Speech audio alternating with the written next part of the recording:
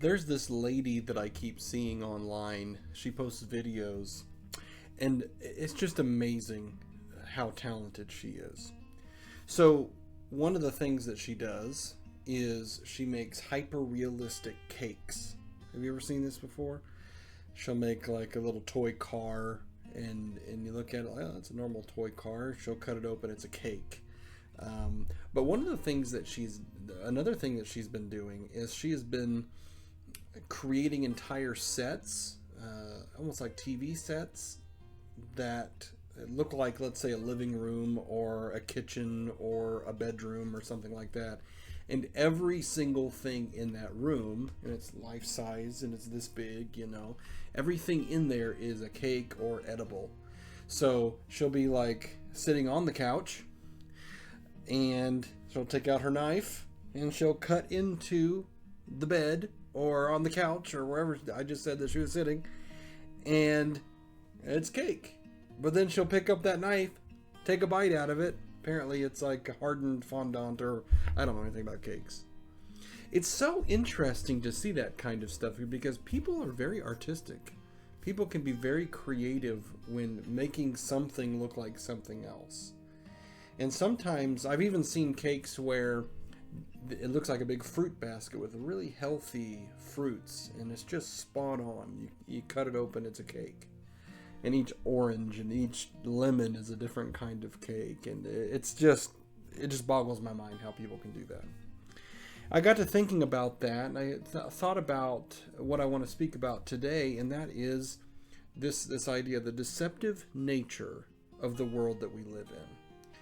When we look at things around us from a surface level, impulse, lust, different things like gluttony, or just name a sin, it can be so deceptive to the eye because in the moment those things look like they will satisfy. But when you cut it open, you realize it's something completely different. Now, the illustration falls apart a little bit because I think we all want some cake, but the idea is on the outside it looks completely different than what it is on the inside. So 1 John chapter 2 verses 15 through 17 says, "Do not love the world or anything in the world. If anyone loves the world, love for the Father is not in them. For everything in the world, the lust of the flesh, the lust of the eyes, and the pride of life, comes not from the Father, but from the world. The world and its desires pass away, but whoever does the will of God lives forever." I feel like the enemy has not been able to convince us that the pleasure that you're feeling or the pleasure that you seek is eternal. I think that would make sense to me if I don't want to put myself in his shoes. Don't want to do that, but I would think, like, if I'm trying to entice you with something, I'd say, hey, not only can you experience this, but you can experience it forever. No, he doesn't do that anymore, is what I've realized. That what he's trying now is he's trying to show or trying to convince people that there is not eternity. That the things, you might as well live it up now. You might as well do the things. You might as well give in to your impulses because this is the only life you live, and it's short, and there's a finite. So I think that seems to be the recipe that he's going with. When we look at the world, we see things that are enticing to the eyes, enticing to the taste, enticing to the feel, to the touch.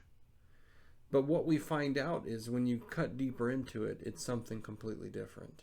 It's meaningless. The only things that have purpose and true meaning and reason are the things that are grounded in a life lived in Jesus Christ. This is not a finger-wagging thing that we're looking at someone else saying, well, why can't you just live for Jesus?